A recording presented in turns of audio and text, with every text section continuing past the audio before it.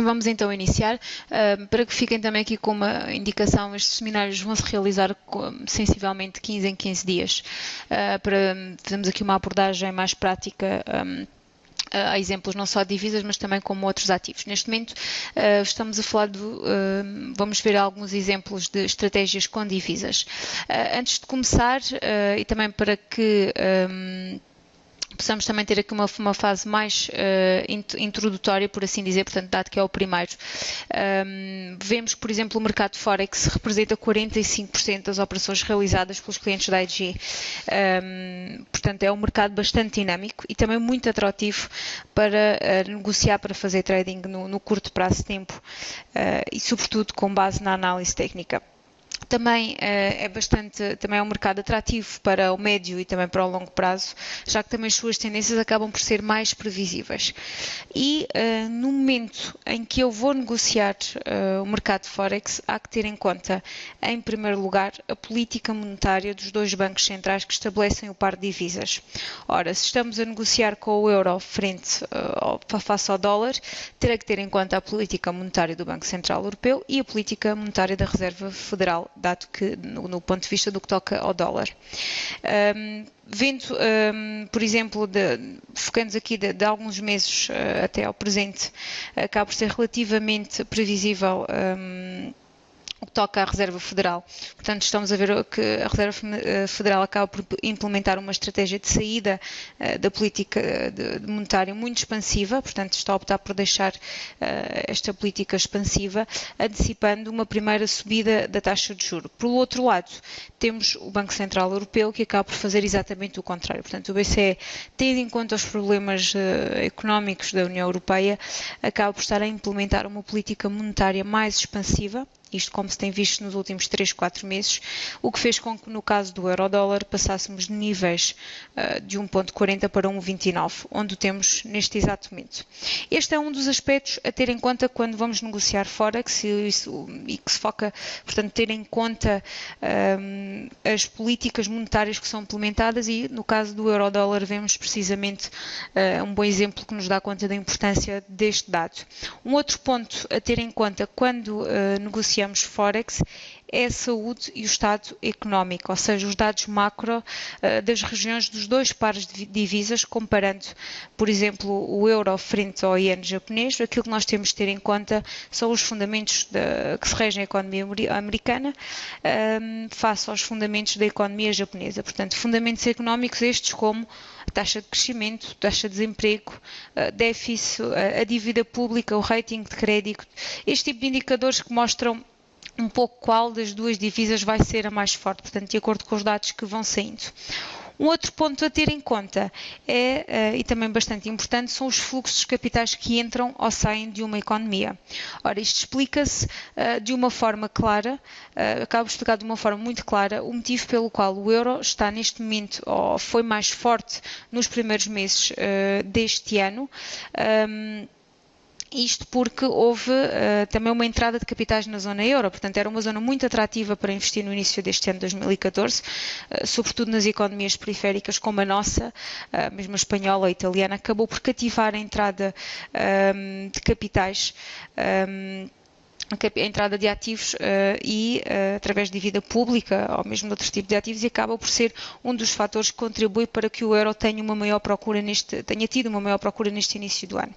Portanto, para além destes 3 pontos, um outro fator e quarto a ter em conta é o grau de caráter refúgio ou caráter cíclico das divisas. Portanto, temos moedas que são claramente marcadas por um caráter de refúgio, como é o caso do iene japonês ou mesmo do dólar americano ou franco suíço, assim como temos outras que são marcadas já por um caráter cíclico, como é o caso do dólar australiano. Isto é, em função se estamos numa fase de otimismo ou pessimismo numa determinada economia, temos divisas que se vão comportar melhores que outras.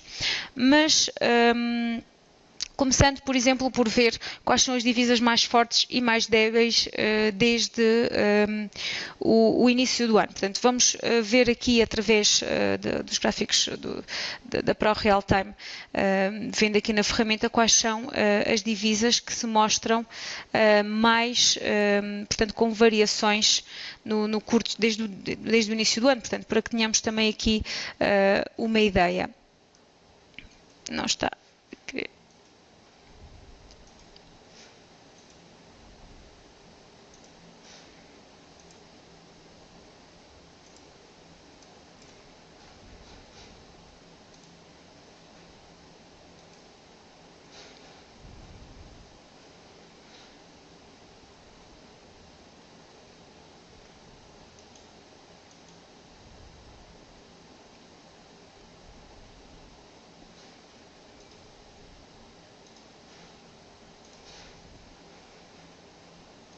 Portanto, vemos, começando por ver as moedas que nós consideramos mais fortes e mais débeis, portanto, através destes dados, colocando desde o 1º de janeiro. Vemos o exemplo do euro com a moeda russa e vemos aqui no final da lista as moedas que são consideradas mais débeis. Portanto, vemos desde logo que o par de moeda, o par cambial que mais se movimentou foi o dólar americano com a moeda russa. Portanto, este acaba por ser um par em que verificamos uma forte movimentação. Portanto, a moeda russa depreciou cerca de 17% face ao dólar americano e, por exemplo, no caso do dólar americano, vemos que a moeda russa, por exemplo, está neste momento em mínimos históricos. Obviamente que os problemas vividos na economia russa, unidos com outros tipos de sanções, em conjunto com as sanções que o Ocidente está a impor, estão a fazer com que esta moeda se desvalorize bastante. Observamos também um forte movimento no que toca ao dólar americano, frente, por exemplo, ao florim húngaro, face também à moeda sueca e também com a libra. Em termos gerais, e até agora, a libra é das moedas mais fortes desde 2014, mesmo que no curto prazo se tenha desvalorizado com o referendo na Escócia, por exemplo. Portanto, no geral, e ainda assim verificando no conto geral, continua a ser bastante importante. Outra divisa que também tem-se revelado bastante forte é o dólar australiano frente ao euro, portanto é um par de divisa que apresenta também um movimento elevado. Um outro também o dólar americano com o florim húngaro, portanto o florim húngaro acaba por estar entre as moedas mais débeis, portanto mais fracas no ponto de vista. Portanto, o florim acaba por estar bastante enfraquecido face a outras moedas. Outro par que também assume um caráter importante é o dólar neozelandês com o euro. Portanto, também se moveu bastante, subiu cerca de 5%. E aquilo que também podemos resumir em termos gerais, ou seja, podemos assumir que o dólar americano é a moeda mais forte desde este ano 2014, ainda estamos em setembro, mas podemos assumir até agora o dólar americano acaba por ser a moeda mais forte este ano. Ainda assim, a libra esterlina, o dólar australiano e mesmo o dólar neozelandês também estiveram entre as divisas mais fortes. Pelo lado contrário, temos a moeda russa, temos o florim húngaro, a coroa sueca, como as moedas mais fracas. Portanto, vendo em seguida aspectos mais técnicos, portanto, vemos que algumas divisas apresentam comportamentos técnicos interessantes e em distintos prazos. Por exemplo, vendo aqui um impulso de curto prazo, utilizando RSI, portanto, de forma rápida, há 6 períodos, temos um par que apresenta claro impulso no relativo a curto prazo. Portanto, estamos a falar do dólar americano com a coroa da Noruega. E desde 3 de setembro, portanto, acaba por ser uma divisa que sobe e o normal perante este impulso acaba por ser abrir uma posição longa, ou seja, procurar a continuidade deste impulso. E aquilo que deve ser tido em conta é que cresceu bastante, mas em pouco tempo. Ou seja, vendo, então,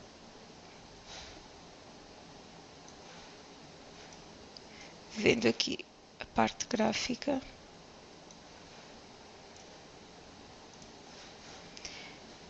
Temos aqui, vendo aqui a componente gráfica do gráfico, portanto, vemos que desde o dia 3 de setembro é uma das divisas que mais tem subido.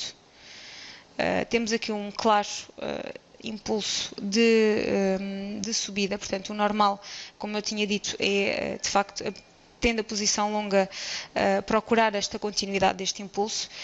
Um outro que não devemos ignorar, um outro aspecto, é que cresceu num curto espaço de tempo. Portanto, as divisas movem-se de forma distinta, logo este impulso que foi lançado também é bastante importante. Portanto, vemos aqui e é interessante ver portanto, como no gráfico diário se movimenta, portanto, as velas. Portanto, vemos claramente aqui velas que nos indicam esta tendência de subida, mas por outro lado, se formar uma vela já a negro, ou seja, poderíamos aqui aproveitar uma oportunidade para uma inversão.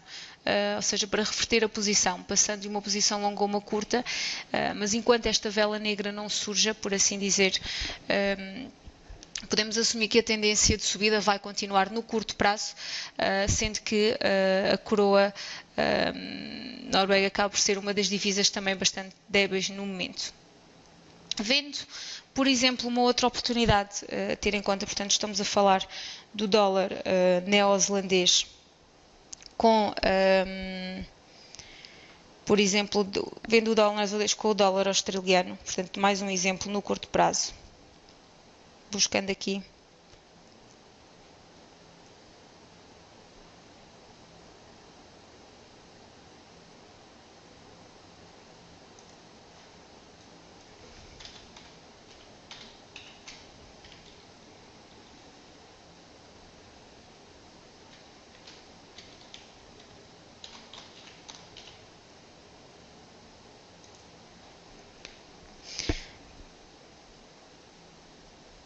Também vemos aqui um outro exemplo, portanto, buscando analisar este par, também vemos aqui esta tendência que está aqui a ser marcada e que nos dá conta também de uma tendência de subida que também podemos aproveitar. Portanto, tanto um exemplo como outro são exemplos para o curto prazo. Portanto, acabam por ser aqui oportunidades que vão surgindo para o momento. Temos também, e debruçando-nos aqui sobre o euro-dólar, e porquê o euro-dólar? Porque acaba por ser um par que é sempre bastante negociado, vendo o caso do euro-dólar.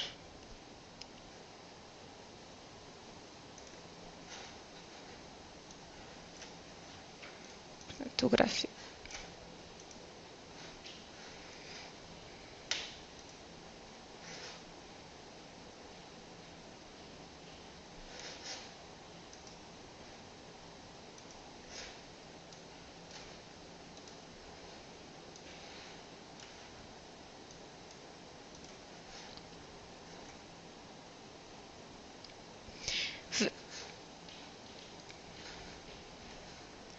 Então, ao analisar o euro-dólar, nós vemos que analisar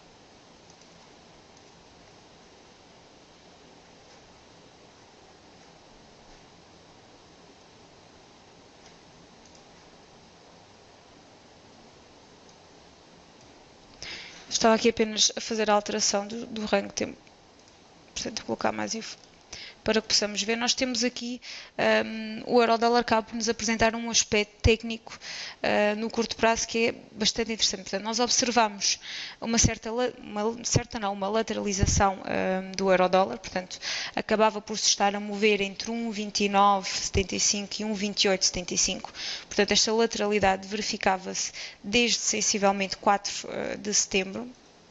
o que onde notamos efetivamente que se estava aqui a mover neste intervalo. Ora, o que é que acontece?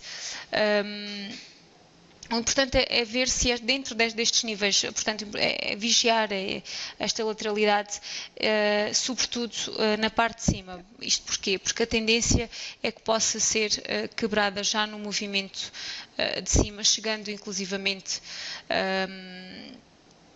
portanto, poderá subir este nível da parte posterior, isto também porque amanhã temos uma reunião bastante importante da Reserva Federal Norte-Americana e se a mensagem que for passada for mais dúbia, portanto o euro-dólar poderia passar estes níveis e poderíamos mesmo ir até níveis de 1,31.